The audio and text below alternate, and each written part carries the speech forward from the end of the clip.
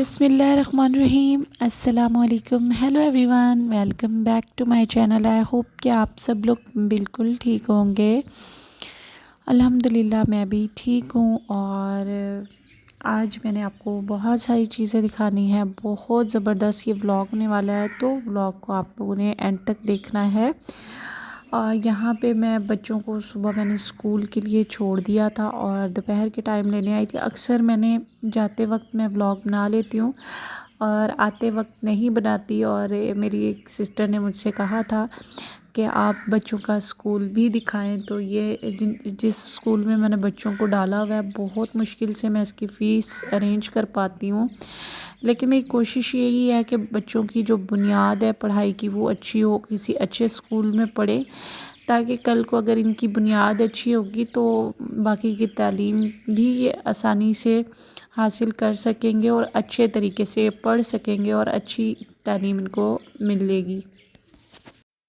पढ़ाई के मामले में नो कॉम्प्रोमाइज़, क्योंकि हमारे जो स्कूलिंग सिस्टम है यहाँ का निज़ाम यही है कि जो सरकारी स्कूल हैं, गवर्नमेंट के स्कूल हैं, वहाँ पे पढ़ाई कुछ ख़ास नहीं है। जो असातिज़ा हैं, बच्चों की तादाद बहुत ज़्यादा है। एक एक क्लास में 200 के करीब बच्चे होते हैं और एक ही टीचर होता है, तो इतने अच्छे से तालीम नहीं मिल सकती बच्चों को, ना ही वो दे सकते हैं। और बच्चों की कोई ख़ास मतलब कि आप कह लें कि नहीं, मतलब कि उनकी अच्छे से नहीं हो पाती तालीम जो गवर्नमेंट के स्कूल्स हैं। तो मेरी कोशिश है कि मैं जैसे कैसे रूखी खा लूँ सूखी खा लूँ, लेकिन बच्चों के लिए ना उनकी बुनियाद को थोड़ा अच्छा करूँ, अच्छी तालीम दिलवाऊँ, ताकि ये अपने पाँवों पे खड़ी हो सकें और जो हालात मैंने फ़ेस किए वो ना देखें। मैं अपने हर व्लॉग में यही बात करती हूँ, तो क्योंकि आज भी ये बात करना ज़रूरी थी। ज़ाहिर है जो लोग स्कूल देख रहे होंगे तो उनके दिल में ये ख़्याल आ रहा होगा कि इतने महंगे वाले स्कूल में डाला हुआ है, जबकि इसके हालात अच्छे नहीं हैं। तो मैं अपने हालात की ख़ातिर अपने बच्चों की तालीम पे कोई कॉम्प्रोमाइज़ नहीं कर सकती। मैं ख़ुद को तो ख़त्म कर सकती हूँ, लेकिन बच्चों को, मेरा एक ख्वाब है कि मैंने अपने बच्चों को आला तालीम दिलवानी है। ये सैटरडे वाले दिन का व्लॉग था और मेरी भाभी जो है वो कराची से आई हुई हैं यहाँ अब्बू के घर। और ये वाली भाभी मेरी बहुत अच्छी फ्रेंड है, मुझे बहुत अच्छे तरीके से समझती हैं और इन्होंने मेरा बहुत साथ दिया हर एक चीज़ में, तो बहुत ये मेरे क्लोज़ हैं। तो वो कराची से आई हुई थी और मैंने भी जाना था, तो सैटरडे वाले दिन मैंने कुछ क्लिप ले लिए थे स्कूल बच्चों को छोड़ते टाइम और फिर वापसी पे लेते टाइम। और बाकी व्लॉग मैंने नेक्स्ट डे से स्टार्ट किया था जब मैं अब्बू के घर गई थी, और वहाँ पे फिर मैंने बच्चों के सर्दियों के कुछ कपड़े लेने थे। तो वहाँ पे काफ़ी बड़ी लंडा मार्केट भी है, तो आज वहाँ पे जाऊँगी, वहाँ का भी मैं आपको थोड़ा बहुत विज़िट करवाऊँगी कि किस तरह के कपड़े आए हुए हैं और क्या। और बाकी कुछ सवालात आए थे मेरी पिछली वीडियोज़ पे, जो कि मैं अपनी ज़िंदगी के हवाले से बता रही थी, अपनी स्ट्रगल लाइफ के बारे में बता रही थी, क्या कुछ सहा है वो सब कुछ बता रही थी। तो जो लोग न्यू है मेरी वीडियो पे, उन लोगों को समझ नहीं आ रही, तो मेरी जितनी भी पुरानी वीडियोज़ है आप खोल के देखते जाएंगे तो आप लोगों को समझ में आती जाएगी। मैंने हर एक वीडियो में अपनी जो लाइफ है ना उसको डिस्कस किया हुआ है। यहीं से स्टार्ट करती हूँ जहाँ पे मैंने बात को एंड किया था कि मतलब कि मेरा दूध लिया गया और उसमें चींटियाँ छोड़ी गईं।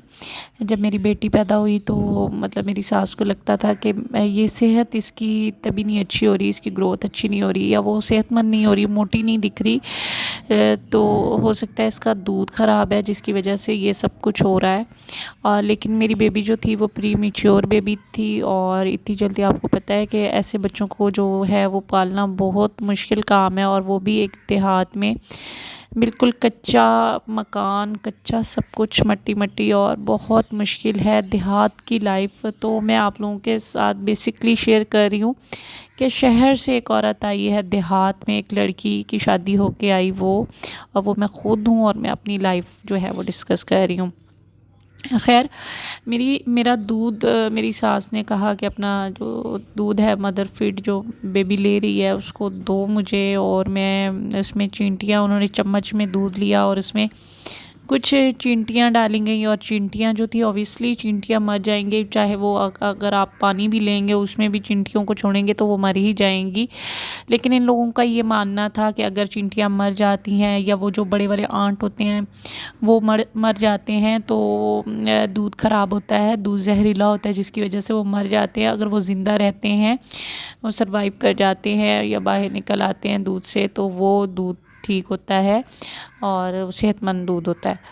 लेकिन वो चींटियाँ जो थीं वो मेरी बदकिस्मती के चींटियाँ मर गईं और फिर मेरी सास ने कहा कि मैं आइंदा से अपनी बेटी को दूध नहीं पिलाऊंगी क्योंकि मेरा दूध ख़राब है। और बहुत मुश्किल था वो टाइम मेरे लिए, क्योंकि मुझे ऐसा लगता था वाकई में, फिर भी मैं बहुत मुझे पेन होता था क्योंकि जब भी आयत रोती थी बहुत ज़्यादा पेन होता था और मेरा दिल करता था मैं किसको दूध पिलाऊं। लेकिन फिर मैं एक चीज़ सोच के, मेरे जहन में एक बात डाल दी गई थी, फिर मैं उसको सोच के मुझे ऐसा लगता था कि मैं कितनी बदकिस्मत औरत हूँ, मैं कितनी ही मतलब इस तरह की औरत हूँ जिसकी वजह से, जिसका दूध ख़राब है और जिसकी बेटी की सेहत उसकी वजह से नहीं बन रही। तो मुझे ये लगता था, तो ये चीज़ सोच के जो है वो मैं रुक जाती थी और फिर मुझे मजबूरन तौर इसको भैंस का दूध लगाना पड़ा, गाय का दूध लगाना पड़ा, जो कि वो ये बिल्कुल भी उसको डाइजेस्ट नहीं होता था, हज़म नहीं होता था और इसको लूज़ मोशंस हो जाते थे क्योंकि वो बहुत, उसका जो मैदा था वो बहुत ज़्यादा कमज़ोर था। एक बच्ची जो बहुत अपनी टाइम पीरियड से पहले ही पैदा हो गई, प्री मैच्योर थी, कमज़ोर थी, वेट बहुत कम था, जिसकी वजह से वो इतना भारी दूध, गाय भैंस का दूध अगर बड़ा बंदा भी पी लेता है ग्लास तो आपको पता है कि उसको मोशन हो जाते हैं। वो तो बिल्कुल मासूम सी बच्ची थी तो उसको नहीं होता था। तो मुझे इतनी, मैं बहुत ज़्यादा मजबूर हो गई थी। फिर मैं डॉक्टर्स के पास जाना आना लग गया मेरा। तो डॉक्टर्स ने मुझे कहा कि अगर आप ये सब कुछ सोच रही हैं, अपना दूध नहीं देना चाहती, ये सारे आपके साथ मसले चल रहे हैं, लेकिन माँ के दूध का कोई नेमो बदल नहीं, ये सिर्फ देहात के लोगों का वहम होता है या ये सब मतलब एक जहालत है और कुछ नहीं है, आप इनकी बातों को ना सुने। लेकिन फिर मेरे जहन में इनकी बातें बार बार आती थीं और ये ख़ुद भी मुझे रोकते टोकते थे। तो फिर मैंने उसको दूध नहीं पिलाया। तो फिर मुझे डॉक्टर ने रेकमेंड किया डब्बे वाला दूध, और डब्बे वाला दूध आपको पता है बहुत ज़्यादा एक्सपेंसिव होता है। और मैंने उस टाइम तो वो डब्बा ले लिया और आयत को पिलाना शुरू किया और आयत की माशाल्लाह से ग्रोथ भी अच्छे से हो रही थी, उसका पेट भी भरा था, उसको भूख भी उतर रही थी उसकी, और ये था कि उसकी सेहत भी बन रही थी और लूज़ मोशंस भी जो है वो ख़त्म हो गए थे क्योंकि आपको पता है डिब्बे वाले दूध में वो लैक्टोज़ फ्री मिल्क था और मेडिसिन्स भी होती हैं जिनकी वजह से बच्चे का पेट जो है वो सब कुछ जो भी निज़ाम होता है वो बिल्कुल ठीक रहता है। तो उसकी वजह से इसका वेट गेन हो रहा था, सब कुछ ठीक था। एक डिब्बा मैंने पिलाया, इसको मुझे बहुत फ़र्क लगा। जब दूसरे डिब्बे की बारी आई तो फिर मेरे ससुराल वालों के झगड़े स्टार्ट हो गए कि अब इतना दूर इसके दूध के लिए जाएं, दूध लेके आएँ और फिर इतना महंगा पड़ता है। मेरे हस्बैंड उस टाइम पे जॉब भी नहीं करते थे, उनकी पढ़ाई के भी अखराजात थे और फिर मैं भी उनके ही सर पे थी। तो बहुत लड़ाई झगड़े जो हैं वो स्टार्ट हो रहे थे।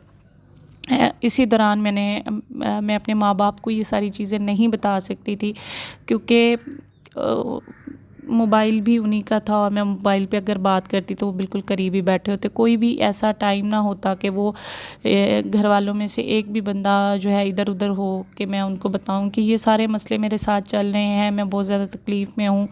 क्योंकि उस टाइम पे मेरी भी समझ में नहीं आ रहा था, मेरे लिए भी सब कुछ नया नया था क्योंकि मैंने कभी इस तरह से कोई भी लड़की नहीं यार एडजस्ट कर सकती। शादी के 3 साल तक तो बहुत मुश्किल होता है हर औरत के लिए, दुनिया की हर औरत के लिए। और मेरे लिए मुश्किल इसलिए भी था क्योंकि शहर वालों की और देहात वालों की जो सोच होती है ना, इसमें बहुत ज़्यादा डिफरेंस है। इनका रहने का, ज़िंदगी का जो तरीका है वो मुख्तलिफ है, हर एक चीज़ मुख्तलिफ है, सोच मुख्तलिफ है, सब कुछ। सिस्टर का कमेंट आया था, उन्होंने मुझसे सवाल किया था कि आपकी मदर आपके पास क्यों नहीं आके रुकी या आप वहाँ पे क्यों नहीं गईं अपने मैके।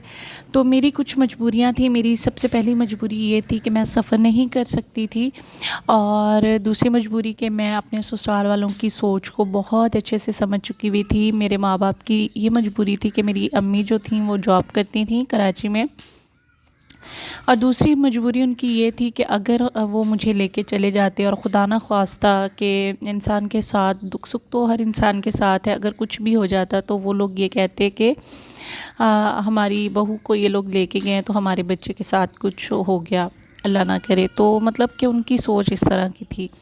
तो इसी वजह से घर वाले यही कहते थे कि बस डिलीवरी हो जाए खैर खैरियत से और थोड़ा सा बच्चा बड़ा हो जाए और मैं भी सफ़र करने के काबिल हो जाऊं, क्योंकि मैं बिल्कुल भी इस काबिल नहीं थी कि मैं सफ़र कर सकती या उठ बैठ सकती या कुछ भी, तो बहुत मुश्किल था मेरे लिए।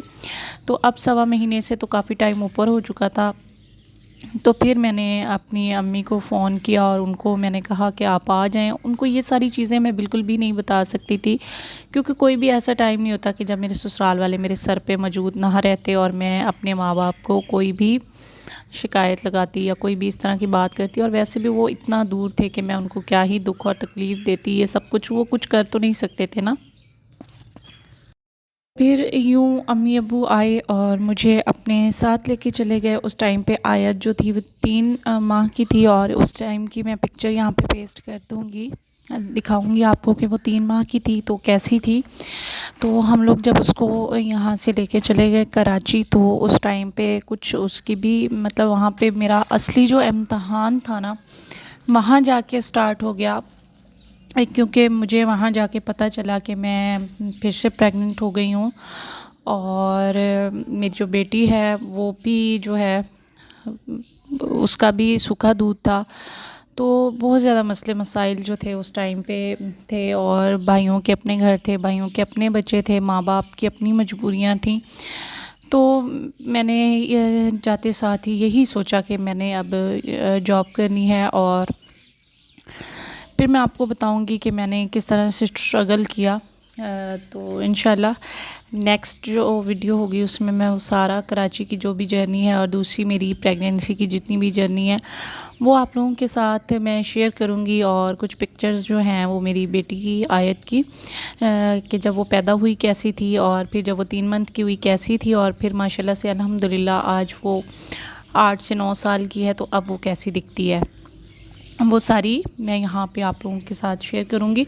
यहाँ पे मैं अब्बू के घर आई हुई थी। यहाँ पे जब मैं आई तो भाभी को मेरे हाथ के फ़्राइड राइस बहुत ज़्यादा पसंद है, एग फ्राइड राइस, तो मैं वो बना रही थी। सोचा ये क्लिप बना लूँ और साथ में अपनी लाइफ भी डिस्कस कर लूँगी और साथ में आप लोगों को एक अच्छी सी रेसिपी भी मिल जाएगी। और मैं लंडा मार्केट गई, वहाँ पे बेसिक मेरा मकसद था कि मैं बच्चों के लिए सर्दियों के स्वेटर्स लूँ जो कि स्कूल के लिए हैं, लेकिन वो नहीं मिले क्योंकि इनके स्कूल में ब्लू नेवी ब्लू कलर के जो कोट टाइप होते हैं वो इस तरह के स्वेटर्स चलते हैं।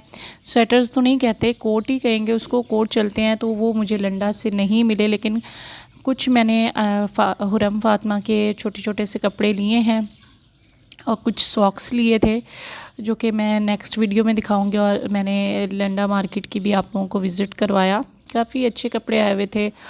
आजकल तो किसी की भी मेरे नहीं ख्याल के औकात है कि वो जाए बाज़ार और बाज़ार से न्यू कपड़े ले। इस वजह से सर्दियों के जो काफ़ी सारे कपड़े हैं बच्चों के वो मैं लंडा मार्केट से ही ले लेती हूँ और बस ठीक मिल जाते हैं। उनको अच्छे से वॉश करके मैं बच्चों को पहना देती हूँ, क्योंकि जो भी अल्लाह पाक ने वक्त लाया है मैं उस चीज़ का शुक्र अदा करती हूँ। और अल्हम्दुलिल्लाह कि अल्लाह पाक ने मुझ पे ये वक्त लाया है और अल्लाह पाक ने मुझे इस काबिल समझा कि मैं मुझ पे आजमाइशें डाली और मैं उन आजमाइशों के साथ लड़ रही हूँ। अपनी तरफ से मैं पूरा अपना आप मतलब दे रही हूँ।